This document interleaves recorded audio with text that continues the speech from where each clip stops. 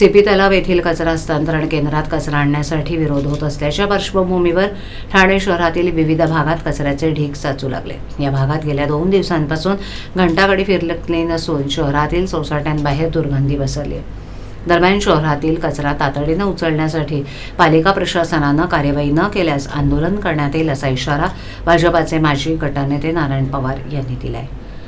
Wagle स्ट्रीटमधील CP तलाव परिसरात पालिकेचं कचरा हस्तांतरण केंद्र आहे। या ठिकाणी कचऱ्याचे वर्गीकरण करून त्यानंतर तो डायघरला टाकला जातो। मात्र या केंद्रातील दुर्गंधीमुळे नागरिक त्रस्त आहेत। तर शुक्रवारी रात्री कचऱ्याच्या ढिगाला लागलेल्या आगीमुळे या केंद्रावर कचरा गाड्या आणण्यास विरोध केला जातोय।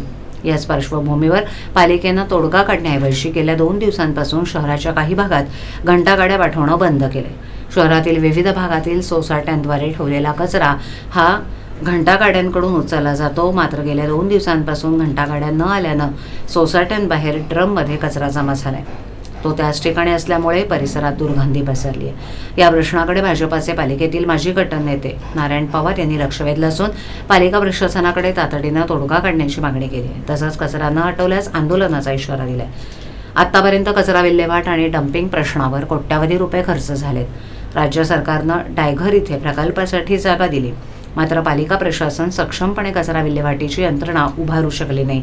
सीपी तलाव येथील कचऱ्याच्या प्रश्नावरही तोडगा काढला आला नाही। त्याचा ठाणेकरांना त्रास होत असून शहरातील कचरा वेळीच उचलला न गेल्यामुळे रोगराई पसरण्याची भीती आहे। याकडे माजी गटनेते नारायण पवार यांनी लक्ष वेधले।